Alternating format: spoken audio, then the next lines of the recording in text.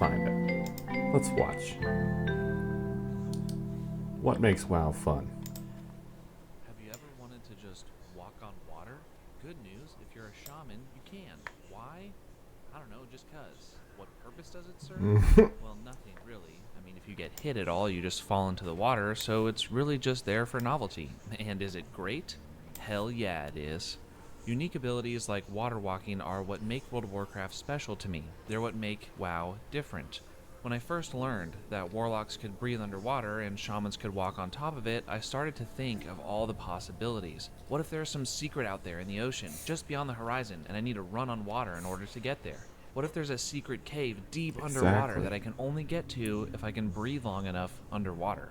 While these flavor abilities, or fun abilities as I'll call them, really serve no practical purpose, it brings the fantasy and the world to life. So in this video, I wanted to just go over some of my favorite flavor abilities in the game and how they inspire me and get me thinking. So nothing but appreciation, imagination, and wonder from here on out.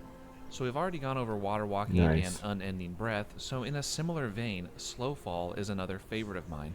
I like It was slow fall. particularly a favorite prior to the introduction of flying in the Burning Crusade, as it was really the only way to view some vistas from a high place, and one of the few ways to jump down from large heights and survive the fall. Other classes besides the mage didn't really have any way to slow their descent. Not to mention, Slowfall could also be used to reach otherwise inaccessible regions of the game, like the Shatterspear Troll tribe that's tucked away between Darkshore and Moonglade. Another fun one for me is Farsight. Man, shamans really do have some cool, useless abilities, don't they? Farsight allows you to click on the ground basically anywhere and your camera warps to that position. The great part, you can cast Farsight while already looking through Farsight, so you can warp your camera again. This is really great at getting to places you may not otherwise be able to explore at all, like what are behind the gates of Stratholme when you're not inside the dungeon. Or vice versa, did you know that in the Dead Mines, once you get to this area where you're outside with the ship, you can use Farsight, and if you go up and out over the fake ceiling, you can find this little cove, which is rumored to be a test version of Hellfire Peninsula all the way back from beta vanilla World of Warcraft. Or the legendary WKM room in Orgrimmar, which still exists in retail, despite what people say. You can land on this outcrop next to this stone pillar and Farsight right onto the wall. Adjust your camera a little bit so you can see a little lip that sticks out, and use Farsight again. Fucking no way. Now you're inside and you can use Farsight to scale up the walls, and once you're up a little bit, there you are at the room, the WKM room.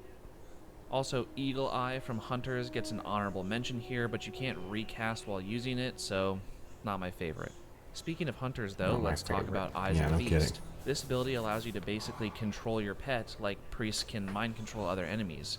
It's fun, you can use your pet's abilities too, like dashing or using swipe, and your pet doesn't take fall damage, so I guess it can be used for that too. Some speedrunners actually use Eyes of the Beast in raids to aggro rooms of enemies, allow the raid to run past, and then quickly get out of it and feign death themselves, and they skip entire enemy packs. I mentioned priests and mind control just now, and that's up next. Mind control is an awesomely fun ability, both in PvE and PvP. I always had fun in battlegrounds and duels, mind controlling other players and forcing them to jump to their death. Another fun one is mind controlling someone and swimming them to the bottom of a tiny pool of water and then they drown basically in a puddle. And in PvE, there are plenty of enemies that you can mind control that have fun or weird abilities to use and just mess around with. Like this Alliance Dwarf in Silithus that for some reason when I mind control him, he has poison and abomination abilities, so maybe there's some lore implications there that I'm not aware of. Staying with the priest class, Mind Soothe is also a really interesting ability, and its uses are few and far between outside of like really high level mythic dungeon play. For those who don't know, Mind Soothe reduces the aggro range of enemies so you can get up closer to them without actually drawing their attention. Even back in Classic, I've seen priests use Mind Soothe during escort quests to prevent that NPC that we're escorting from getting aggro from random enemies, and that really speeds up those slow escort quests. Staying in the holy magic territory, paladins have an ability called Divine Intervention, which is just an awesome spell that rarely gets used. Basically, you save someone else's life at the sacrifice of your own.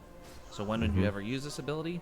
No idea, honestly. Maybe if you and a friend were both at low health and you already used all your other cooldowns, so the only option left to save your friend is to sacrifice yourself. I mean, that would be a pretty epic moment, and fun and epic moments are what this list is all about. And then your friend gets to sit there and not move at all or do anything for 3 minutes, which is kind of funny. Now, after so much talk about holy magic, let's move on from the light over to the dark, starting with the rogue abilities. Rogues have all kinds of fun. I hate rogues. Let's just lay that to bed right now. I fucking hate rogues. You guys have caught me playing one time. And it was on Mists of Pandaria. And I have not continued with that character. I think I might have actually deleted it. I don't know. Abilities, Continue. though none are really super useless per se. Stealth is an obvious fun choice. It's very useful. Give but also Rotan it's a fun to mess subscribe around and a with in ways like. that We're aren't gonna totally subscribe. progress focused. What I mean by that is instead of sneaking up on enemies to try and backstab them, you can just use stealth to sneak around enemy capitals to just explore and feel sneaky. Pickpocket is another fun ability that rarely serves a purpose outside of some rogue-specific quests, but beyond that, there's really not much use for it. Though I do remember my friend talking to me in grade school probably 17, 18 years ago, and he mentioned that he spent the whole weekend just pickpocketing pirates south of Ratchet, trying not to get caught. He even claimed that he made a whole 1 gold doing so. Sure, it's not the fastest money-making method, but he loved it and he had a blast with it, and obviously he wanted to tell the story to all of us at school, so it makes the list. One ability that does have some use in PvE is Distract, which will have enemies face in the direction of the ability you cast. This can help on getting backstabs or reducing aggro or pickpocketing enemies in PvE, and seasoned rogues will use this ability when appropriate, but the PvE side of this ability isn't what we're here for. Similarly, in PvP, casting Distract next to a player will turn their camera in that direction and stop their movement. It's not super useful in most cases, as most players, especially PvPers during battlegrounds or arenas, will have their right click held down and can whip their camera back to wherever they should be going. However, if you're feeling a little mischievous, find yourself a bridge in the open world with a long fall, or the edge of a cliff. This chain in Blackrock Mountain is a great example for this. Now wait until an unsuspecting enemy wanders across the bridge and cast Distract at the right moment. Now you can watch as your enemy gloriously plummets to their death. Keeping with the theme of being dark, Warlocks definitely have some more cool abilities besides just breathing underwater. A fun one to use is the Eye of Kilrog. This ability is most similar to a Hunter's Eyes of the Beast ability, allowing you to create a little floating orb that you can control and walk around. It can be killed easily, and it's definitely not inconspicuous because it's a giant green floating eyeball, but it is pretty dang fun to do and feels very much within the Warlock vibe. I remember using this ability all the way back in the Burning Crusades to scout out areas in the Hellfire Peninsula before questing there. It didn't really give me any benefit, but it sure was fun. And the last one we're going to cover in this video is the Ritual of Doom. I vividly remember when this ability first came out on the Burning Crusade PTR. I thought it was the most insane thing ever. You need to get multiple people to join in on a summoning circle, only to have one of them die at random to summon a hostile Doom Guard. It was awesome. And then you needed to use Subjugate Demon to bring it under your control temporarily, with sometimes it breaking out. I mean, man, it was great.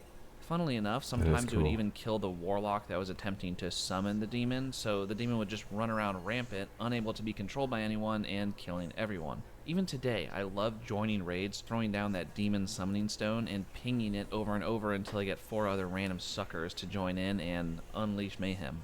Ah, good fun. And that marks the end of the abilities we're going to cover in this video, but there are certainly more just for fun flavor abilities out there in the World of Warcraft for us to explore and enjoy. Thanks for watching, and take care. It was a great video. That was a real great video. Good work. Oh, thank you. Thank you for making that. Thank you for watching. Please like and subscribe. Drop a comment down below. We love to hear from the community. By we, I mean I. I've been ArchMagus, and I'll still be ArchMagus, and I'll catch you in the next one.